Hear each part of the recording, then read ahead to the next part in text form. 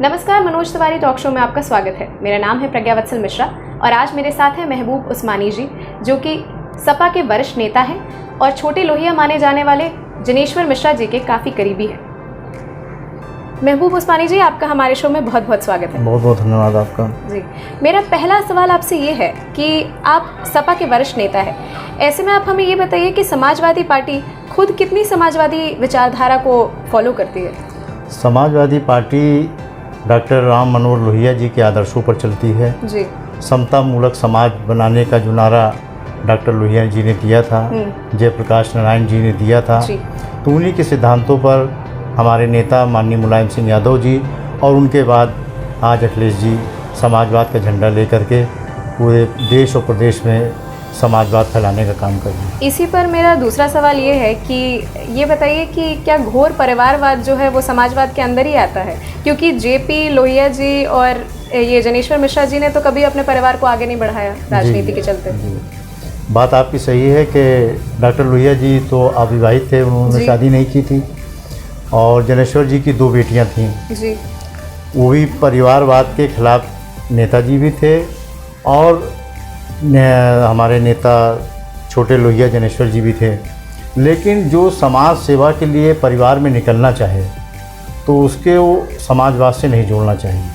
अब जैसे अखिलेश जी ऑस्ट्रेलिया से पढ़ कर के आए जी। और उसके बाद उन्होंने समाजवाद का झंडा पकड़ लिया और समाज की सेवा के लिए निकल पड़े, तो उनको लोकसभा के चुनाव लड़ाया गया जी। उनको बाद में मुख्यमंत्री भी बनाया गया, नेताजी ने बनाया जी। ऐसे ही शिवपाल जी भी थे, वो भी पूरा परिवार जो आया समाज की सेवा के लिए आया, तो उसको परिवारवाद से नहीं जोड़ना चाहिए। वो तो समाज और देश की सेवा के लिए निकले, तो अब किस पार्टी में जाए? जब अपनी पार्टी बनी हुई है तो उसी पार्टी में रह करके काम करना है। जी सर, मेरा अगला सवाल आपसे ये है कि फिर ऐसा क्यों है कि जितने भी समाजवादी विचारधारा के लोग हैं वो सारे के सारे एक मंच पे नहीं हैं और सारे जो लंबरदार ये पार्टी के नेता हैं और जितने भी हैं वो सब के सब अपनी अपनी अलग अलग पार्टी बना के बैठे हुए हैं, छोटी छोटी पार्टियाँ? नहीं, समझे नहीं आपका सवाल। मेरा सवाल ये है कि जो समाजवादी पार्टी के विचारधारा के लोग हैं जी जी वो सारे अलग अलग क्यों हैं? इस वक्त सब एक साथ क्यों नहीं है? काफ़ी सारे समाजवादी विचारधारा के लोग अलग अलग पार्टियां भी बना के बैठे। शुरू में तो सब एक थे जी। जब चौधरी चरण सिंह जी थे जी। तो लोकदल बनी हुई थी, उसमें राजनारायण जी, जनेश्वर जी, लालू यादव जी और सभी समाज, रामविलास पासवान जी, सभी समाजवादी विचारधारा के लोग थे। लेकिन 91 में जब चंद्रशेखर जी प्रधानमंत्री बने तो उस समय जनता दल टूट करके समाजवादी जनता दल हो गया था जी। फिर उसके कुछ दिनों के बाद 92 में समाजवादी का गठन जब नेताजी ने किया, फिर उधर लालू जी ने किया, फिर नीतीश कुमार ने अलग पार्टी बनाई। तो इस तरीके से समाजवादी विचारधारा के लोग बिखरे और अपना अपना दल स्वयं बना लिया। तो आपको नहीं लगता कि इसमें उन्हीं का मतलब लॉस है एक तरीके से? इसमें राष्ट्रीय स्तर पर जो समाजवादी विचारधारा के लोग हैं, जो डॉक्टर लोहिया जी को मानने वाले लोग हैं, जैसे शरद यादव जी हैं, त्यागी जी हैं, लालू जी हैं, नेताजी हैं, अखिलेश जी हैं, उधर नीतीश कुमार जी हैं, तमाम इस तरीके के समाजवादी विचारधारा के जो लोग हैं उनको एक मंच पे अगर आए तो राष्ट्रीय स्तर पर भारतीय जनता पार्टी से मुकाबला करने में एक अच्छा मौका मिल सकता है। जी। आप छोटे लोहिया माने जाने वाले जनेश्वर मिश्रा जी के काफ़ी करीबी माने जाते हैं। ऐसे में जब अब जनेश्वर मिश्रा जी नहीं है तो आप उनको कितना मिस करते हैं? उनके निधन से हमारा राजनीतिक नुकसान तो बहुत हुआ है। 2010 में 22 जनवरी 2010 में उनका निधन हुआ और उनकी अंतिम सभा आपको याद होगा प्रज्ञा जी कि इलाहाबाद कचहरी में सरकार के खिलाफ बहुत बड़ा आंदोलन था जी। और उस आंदोलन का नेतृत्व छोटे लोहिया जनेश्वर जी ने किया था। स्पेशली तौर पर माननीय नेताजी ने ही उनको यहाँ भेजा था जी। और यहाँ का नेतृत्व करने के लिए। उसके 19 तारीख को कार्यक्रम हुआ है, 21 तारीख को उनको दिल्ली जाना था। ठंड बहुत ज़्यादा थी, कोहरे की वजह से ट्रेन वगैरह लेट आ रही थी, उस वजह से नहीं जा पाए और 22 की प्रातः सुबह उनका निधन हो गया। उसके बाद 2012 में सरकार बनी, तो उनके निधन से हमारा राजनीतिक नुकसान बहुत बड़ा हुआ। अगर वो जीवित होते तो 2012 में जो हमारी सरकार बनी है तो उसमें बहुत कुछ हम लोगों को राजनीति में आगे बढ़ने का चांस मिल सकता था। क्योंकि हमारे एकदम राजनीतिक गुरु तो थे ही, हमारे सरपरस्त भी थे।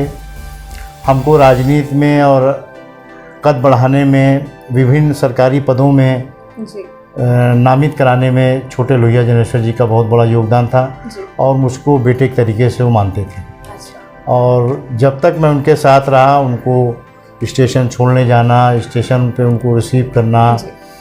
और उनके साथ जब इलाहाबाद आते थे 2 दिन 3 दिन प्रवास उनका रहता था, अच्छा। तो मेरी कोशिश रहती थी कि ज़्यादा समय उन्हीं के साथ रहें। अच्छा। आपको क्या लगता है कि नेताजी के नाम से मशहूर मुलायम सिंह जी की समाजवादी पार्टी और अभी के अखिलेश यादव जी की समाजवादी पार्टी में कितना अंतर है? अंतर तो हमको कुछ ऐसा दिखता नहीं है। नेताजी भी मेहनत करते थे और सारे लोगों को, सारे समाज के लोगों को जोड़ के चलते थे जी। और अखिलेश जी भी उसी नक्शे कदम पर हैं, सारे लोगों को साथ लेकर के चलते हैं, सारे समाज के लोगों को सम्मान देते हैं, सारी जातियों को अपने साथ कोशिश करते हैं कि सब लोग मिल करके समाजवाद को मजबूत करें, समाजवादी पार्टी की सरकार लाएं। इस पर अखिलेश जी काम कर रहे हैं। अच्छा। और जो अखिलेश जी का अपने बड़ों से मिलने का आपने स्वयं देखा होगा, आप एक सम्मानित पत्रकार हैं और तमाम मौजू पर आपने देखा होगा कि अखिलेश जी अपने बड़ों का कैसे सम्मान करते हैं और छोटों को कैसे प्यार करते हैं। ये नेताजी की पूरी एकदम उनकी छाप है अखिलेश जी में। तो आप मानते हैं कि इन दोनों में कोई भी अंतर नहीं है, सब एक साथ ही है? सब एक। तो फिर कुछ साल पहले हम लोगों ने देखा था कि पार्टी के बीच में कुछ तो अंतर के रिश्तों में उनके कुछ खटास आई थी, तो उसका कोई असर नहीं पड़ा है नेताजी से? जी नहीं, नेताजी से कभी इनका कोई मुड़ाव नहीं। वो तो शिवपाल जी में और अखिलेश जी में इस तरीके की कुछ राजनीतिक गलतफहमियां हो करके ये सब हुआ है जी। और मैं समझता हूँ नेताजी से अखिलेश जी की कोई ऐसी बात नहीं थी। नेताजी का सम्मान अखिलेश जी शुरू से करते चले आ रहे हैं और आज भी करते हैं जी। आज भी कहते हैं हमारे संरक्षक हैं। अभी मैं 3-4 दिन पहले पार्लियामेंट चल रही थी तो टीवी में मैंने देखा कि अखिलेश जी के कंधे पे हाथ रख करके नेताजी सीढ़ियों पर चढ़ रहे थे, क्योंकि नेताजी थोड़ा शारीरिक रूप से कमज़ोर हो गए हैं और पार्लियामेंट जा रहे थे तो अखिलेश जी उनको उठाए हुए थे, उनके कंधे पे हाथ रखकर नेताजी सीढ़ी पर चल रहे थे। ऐसा नहीं है जी। महबूब उस्मानी जी, हमने इस बार देखा है कि हर विधानसभा से दर्जन भर नेताओं ने दावेदारी की है जी। ऐसे में आपने इस विधानसभा चुनाव में कोई दावेदारी क्यों नहीं की? नहीं, मैंने नहीं की। और हम लोगों का शुरू से संगठन में काम करने का जी अवसर मिलता रहा है और प्रज्ञा जी, हम लोग अब की बार चाहते थे, हमारा मन था कि मैं भी विधानसभा के लिए टिकट भरूं, लेकिन जब मैंने देखा कि हर विधानसभा में बड़ी तादाद में लोग भर रहे हैं जी, तो ऐसे में टिकट तो एक को ही मिलना है, तो क्यों ना हम लोग इस सपने को त्याग करके एक नया सपना पैदा करें। वो सपना ये है कि 2022 में अखिलेश जी को पुनः मुख्यमंत्री बनाने का काम करें। अच्छा। पार्टी रहेगी, हमारे नेता का सम्मान रहेगा, हमारी सरकार रहेगी, तो बहुत से मौके मिलेंगे हम लोगों को। और सरकार में बहुत से ऐसे रास्ते होते हैं जो अपने पुराने और कर्मठ और सीनियर कार्यकर्ताओं को नेता लोग सम्मान भी देते हैं जी। तो हमने टिकट लेने का सपना त्याग दिया। हमारा ये सपना है कि 2022 में अखिलेश जी को मजबूती के साथ हम लोग प्रदेश का मुख्यमंत्री बनाएं और समाजवादी पार्टी को मजबूत करें। कहीं ऐसा तो नहीं है कि आपको ये लगता है कि जितने भी नए और बड़े नए किस्म के नेता अलग अलग पार्टियों को छोड़कर समाजवादी पार्टी को ज्वाइन करके विभिन्न विधानसभा क्षेत्रों से अभी दावेदारी पेश कर रहे हैं, तो ऐसे में ऐसा तो नहीं है कि आप लोगों को ये लगने लगा है कि जो अब समाजवादी पार्टी है अब वो एक पूरी तरह से नई पार्टी बन चुकी है और सारे पुराने नेता अपेक्षित हैं? नहीं, मेरा अपना जहाँ तक मानना है कि अखिलेश जी पुराने लोगों को सम्मान देंगे जी। और जहाँ तक नए लोगों के आने का सवाल है, अब बहुत से भाजपा के ही विधायक हमारी पार्टी में आने के लिए लगभग 100 के लगभग हम लोगों को जो जानकारी मिल रही है कि 100 के लगभग जो है भारतीय जनता पार्टी के विधायक सपा में आने के लिए तैयार हैं। अब ये राष्ट्रीय अध्यक्ष जी क्या निर्णय लेते हैं ये तो राष्ट्रीय अध्यक्ष जी बता पाएंगे, लेकिन जहाँ तक नए लोगों का आने का सवाल है, नए लोगों को सम्मान दिया जाएगा, लेकिन पुराने जो हमारे समाजवादी साथी हैं उनका कहीं तो सम्मान कम भी नहीं करेंगे हमारे राष्ट्रीय अध्यक्ष जी। जी, तो आपको इसकी पूरी उम्मीद है? जी जी। अच्छा, ऐसे में हम लोग फिर अगले विधानसभा चुनाव की बात करते हैं। तो ऐसे में 2022 में जो विधानसभा चुनाव होने वाला है, आपको क्या लगता है बीजेपी अपनी सीट बचा पाएगी या सपा उसको रिप्लेस कर देगी? देखिए, आने वाले 2022 के चुनाव में जी समाजवादी पार्टी बहुत मजबूती से आएगी। उसका जीता जाता आप देखिए, अभी जिला पंचायत और ग्राम पंचायत और जो चुनाव हुए हैं जिला पंचायत सदस्यों के, उसमें पूरे उत्तर प्रदेश में 1 नंबर पर समाजवादी पार्टी आई है और सेकंड पर भाजपा आई है। जी। भाजपा की जो सरकार जब से बनी है तब से जनता के साथ सिर्फ उत्पीड़न हुआ है, क्योंकि ये लोगों ने जब चुनाव में वोट मांगा था तो मंदिर, मस्जिद, शमशान, कब्रिस्तान, ईद, दिवाली के नाम पर वोट मांगे गए। जी। और शमशानों का क्या हाल हुआ कोरोना काल में, या प्रगत जी जानती हैं। तो इस वक्त मैं बुनियादी 2-4 बात आपको प्रज्ञा जी बताना चाहता हूँ। पहला तो जनता महंगाई से मारी गई है। इस कदर की महंगाई कभी नहीं देखी गई। आप भी एक महिला हैं और आप जानती हैं कि आज सिलेंडर का दाम क्या है और 2014 में सिलेंडर का दाम क्या था। पेट्रोल के दाम में बेतहाशा वृद्धि हुई है, डीजल के दाम में बेतहाशा वृद्धि हुई है। जी। सब्जियों के दाम देख लीजिए, सरसों का तेल का दाम देख लीजिए। ये सारी चीज़ें, मतलब जो घरेलू चीज़ें थीं, वो सब इतनी महंगी हो गई कि मीडियम परिवार और गरीब परिवार एकदम मर गया। कोरोना काल में जिस तरीके से ऑक्सीजन, दवाओं की कमी रही और लाखों की संख्या में लोग मरे। अच्छा, प्रदेश सरकार का तो ये दावा है कि उन्होंने नौकरियां बहुत दी हैं, उन्होंने कोरोना काल में सब लोगों की हर संभव मदद की है। तो ऐसे में एक नेता होने के नाते आप उत्तर प्रदेश में और भी क्या क्या, मतलब आप कहना चाहते हैं कि समस्याएं हैं, और मतलब उन्होंने क्या एग्जैक्टली नहीं किया है आप जो कहना? बेरोजगारी की समस्या ज़बरदस्त है और जो पहले थी वो आज भी है। ये सिर्फ झूठे आंकड़े ये लोग कर रहे हैं और इनके अलावा इनके पास कुछ नहीं है, सिर्फ झूठे आंकड़े। मैंने अपने 35 साल के राजनीतिक जीवन में पहली बार मैं देख रहा हूँ इस सरकार में कि नियुक्ति पत्र मुख्यमंत्री जी लखनऊ बुला के बांट रहे हैं। कभी आपने भी ऐसा सुना है? नियुक्तियाँ होती थी, वैकेंसी निकलती थी, नौजवान इंटरव्यू देते थे, नौजवानों की भर्तियाँ होती थी, महिलाओं की अध्यापिका में भर्ती होती थी, लेकिन कभी ऐसा नहीं हुआ कि सरकार लखनऊ बुला के नियुक्ति पत्र दे। ये देख करके हंसी हम लोगों को आती है कि योगी जी किस टाइप की सरकार चला रहे हैं और संदेश क्या प्रदेश को देना चाहते हैं, ये हम लोगों के समझ से परे हैं।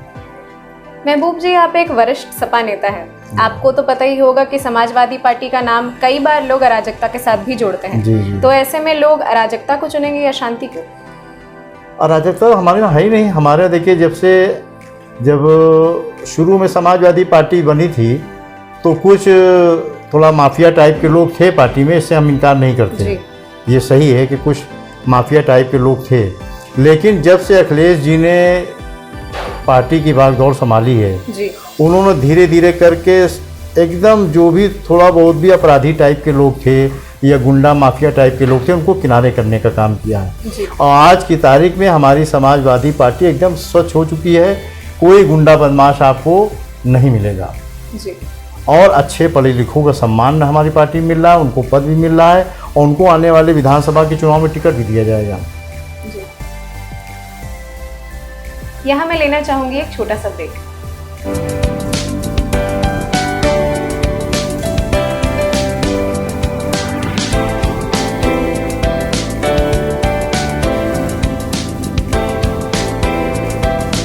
ब्रेक के बाद आपका स्वागत है। महबूब जी, मेरा अगला सवाल आपसे ये है कि ये बताइए कि आज आजम खान के मुद्दे पर समाजवादी पार्टी जो है वो बैकफुट पर है। ऐसे में आपको नहीं लगता कि AIMIM को आगे बढ़ने का मौका मिल रहा है? नहीं, कहीं पे आजम खान के मुद्दे पर बैकफुट पर सपा नहीं है जी। माननीय राष्ट्रीय अध्यक्ष अखिलेश यादव जी ने उनके इलाज के लिए उच्च स्तर के डॉक्टरों को बुलवाया, यहाँ तक कि विदेशों से डॉक्टरों को बुलवाया, उनके इलाज में किसी तरह कमी ना हो।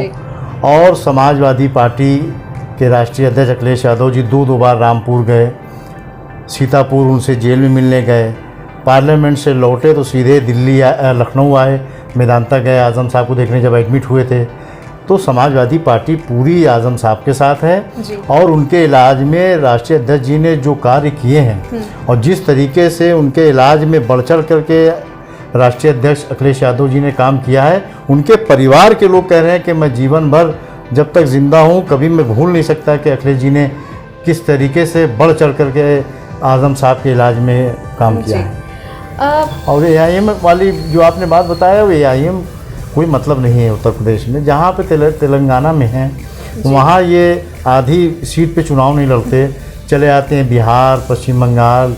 अब आप ये समझ लीजिए कि मुसलमान थोड़ा शुरू में गुमराह हुआ था, क्योंकि जिस तरीके से ओवैसी साहब अल्लाह, रसूल और खुदा और हदीस और कुरान की बात करते हैं, उससे थोड़ा मुसलमान कंफ्यूज हुआ था और मुसलमानों में अच्छी पकड़ बनाया था।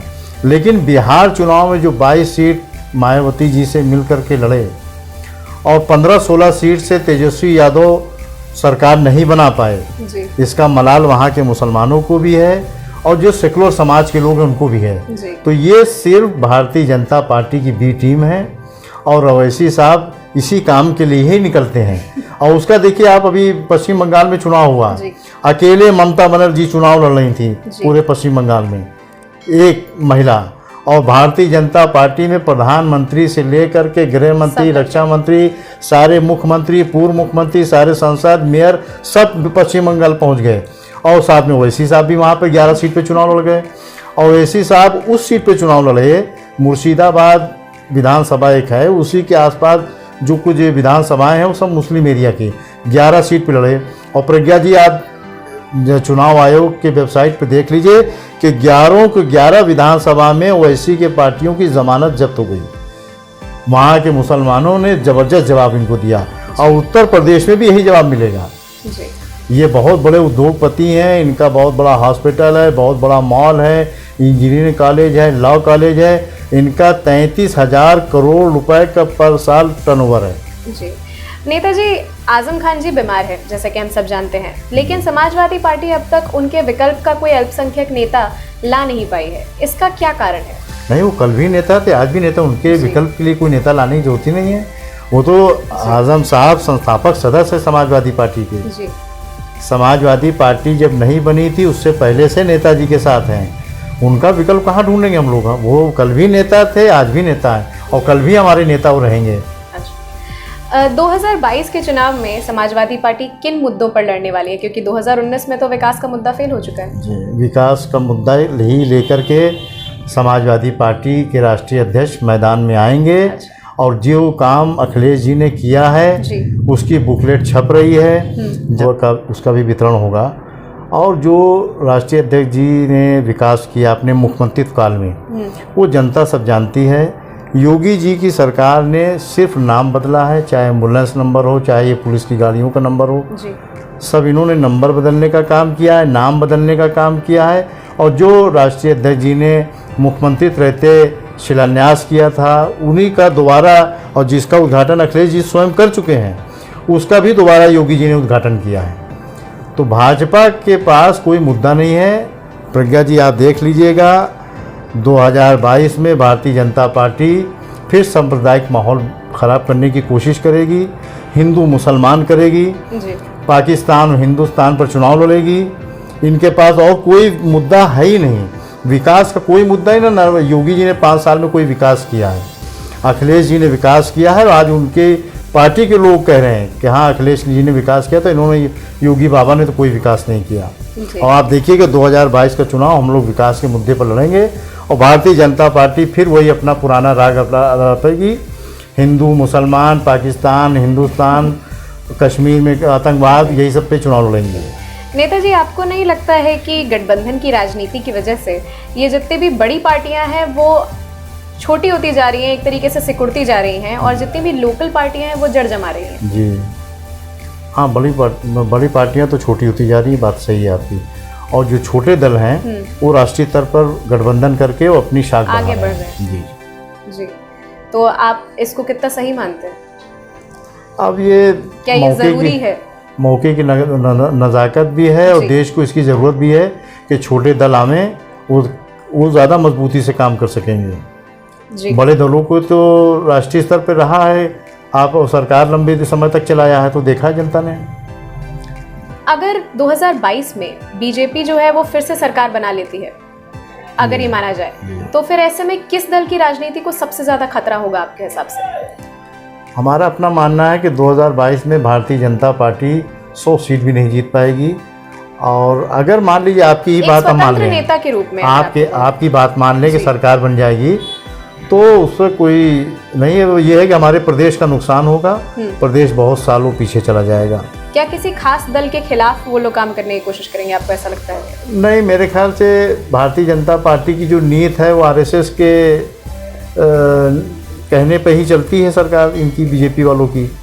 अब ये इनकी जो भी मंशा हो उसको हम नहीं बता सकते कि किसको ये टारगेट करेंगे सरकार बनाने के बाद, या किसको ये मारेंगे, किसको बंद करेंगे, किस पर मुकदमा लगाएंगे, ये तो यही लोग जान सकते हैं, हम उसमें कुछ नहीं बता सकते। समाजवादी पार्टी पर हमेशा से भेदभाव या तुष्टीकरण की राजनीति का आरोप लगता आया है। आपको क्या लगता है, क्या यही रीज़न था कि समाजवादी पार्टी कमज़ोर हुई? नहीं, हमारी पार्टी में इस तरीके का कभी नहीं रहा सर। हमारी पार्टी में हम पहले भी आपको बता चुके हैं कि सबको सम्मान, सबको इज्जत देना हमारी पार्टी में है, सारे धर्मों का सम्मान करना, हमारी पार्टी में ऐसा कुछ नहीं था। सरकार जो अभी की है उनका ये कहना है कि प्रदेश में बिल्कुल भी कोई सांप्रदायिक दंगे नहीं हुए हैं, और आपको क्या लगता है कि ऐसा क्यों था कि पिछली सरकारों में ऐसा कई बार देखने को मिलता था कि सांप्रदायिक दंगे हमेशा होते रहते थे? प्रज्ञा जी, आपके घर में कोई अलमारी हो जी, और उसमें दौलत, आपका जेवर वगैरह भरा हो और अक्सर चोरी हो जाता हो, और उसके बाद आप उस लॉकर की चाबी अपने नौकर को आप दे दीजिएगा, तो कभी आपकी उस अलमारी से पैसा नहीं चोरी होगा। मेरा कहने का तात्पर्य ये है कि जो लोग ये सांप्रदायिक दंगा कराते तो वही सरकार में बैठे हुए हैं, तो कहाँ से दंगा होगा? वो तो कांग्रेस की सरकार हो, चाहे सपा की सरकार हो, बसपा की सरकार हो, यही भारतीय जनता पार्टी के लोग दंगा कराते हैं। संगीत सोम को आप देख लीजिए, सब सारे जितने लोग हैं, अभी देखिए सुप्रीम कोर्ट ने कह दिया, इन लोगों का मुकदमा वापस हो रहा था, आपराधिक मुकदमे थे इनके पे, और सुप्रीम कोर्ट ने कह दिया कि 2022 जनवरी से जिन भी राजनेताओं के मुकदमे वापस लिए गए हैं उन पर हाई कोर्ट का आदेश होगा तब वापस होगा, वापस नहीं होगा। तो योगी सरकार जी के जो संगीत सोम वगैरह सारे लोग सांप्रदायिक दंगे में इन्वॉल्व थे, जिन पर मुकदमा था, वो सब रोक लग गई सुप्रीम कोर्ट से। जी महबूब जी, प्रयागराज की राजनीति में 2022 में आप समाजवादी पार्टी के लिए क्या संभावना देख रहे हैं? हम लोग कोशिश करेंगे कि ज़्यादा से ज़्यादा विधानसभा सीट हम लोग यहाँ से इलाहाबाद से जीत करके राष्ट्रीय अध्यक्ष जी के झोली में डालने का काम करें। और हम लोग मेहनत कर भी रहे हैं, जगह जगह हम लोगों का जो है सम्मेलन हो रहा है, बैठकें हो रही हैं, मीटिंग हो रही है, और आम जनता से जनसंपर्क भी कर रहे हैं। अभी वोटर लिस्ट में नाम बढ़ाने और घटाने का काम जो हो रहा था, उसमें भी समाजवादी पार्टी का एक कार्यकर्ता प्रयागराज इलाहाबाद में बढ़ चढ़ कर हिस्सा ले रहा है, और तमाम जो लोग का नाम छूट गया है उनको नाम जुड़वाने का काम कर रहा है।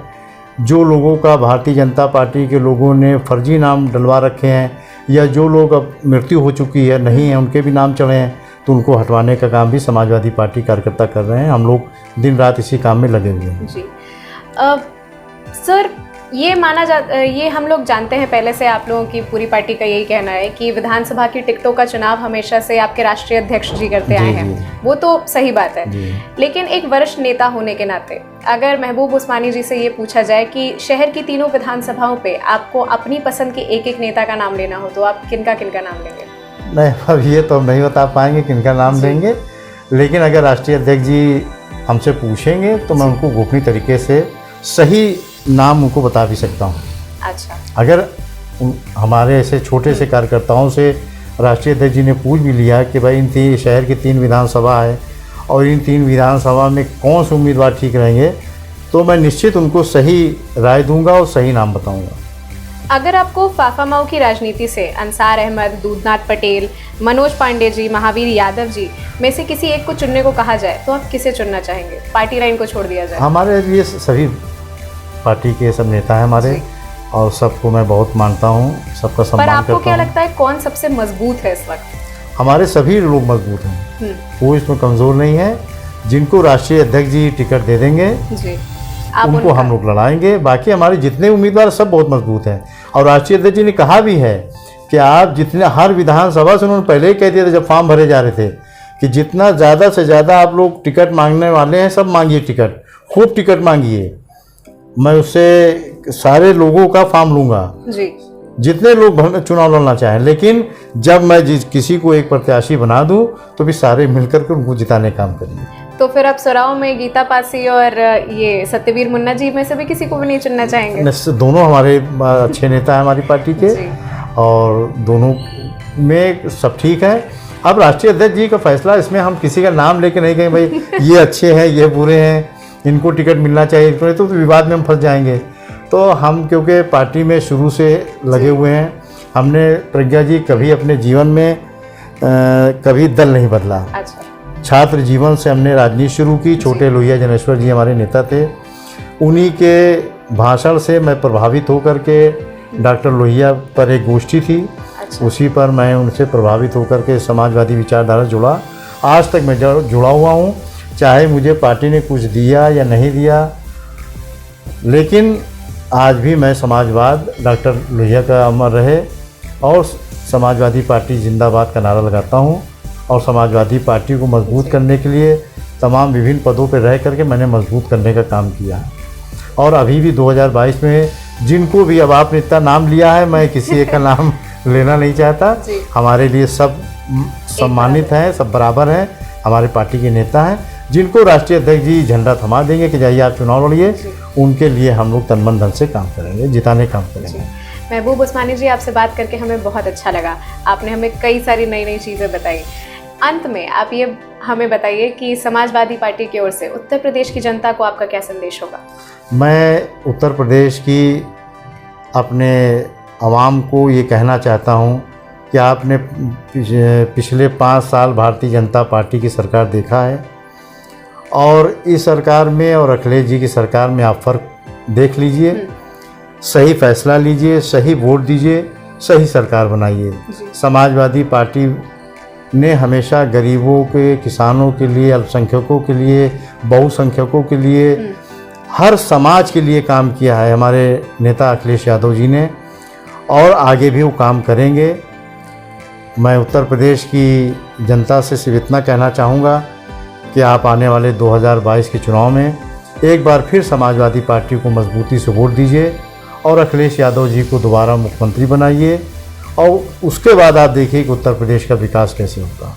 जी, महबूब उस्मानी जी, हमारे शो में हिस्सा लेने के लिए आपका बहुत बहुत धन्यवाद। प्रज्ञा जी, आपका भी बहुत बहुत धन्यवाद कि हमारे ऐसे छोटे से कार्यकर्ता को आपने इंटरव्यू में बैठा करके और समाजवाद की बात की है, इसके लिए बहुत बहुत धन्यवाद।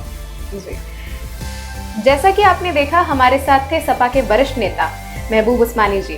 उन्होंने हमसे विभिन्न राजनीतिक मुद्दों पर चर्चा की। ऐसे ही कई दिग्गज नेताओं से आपकी मुलाकात कराते रहेंगे। इजाजत दीजिए मुझे, यानी कि प्रज्ञा वत्सल मिश्रा को, और देखते रहिए मनोज तिवारी टॉक शो।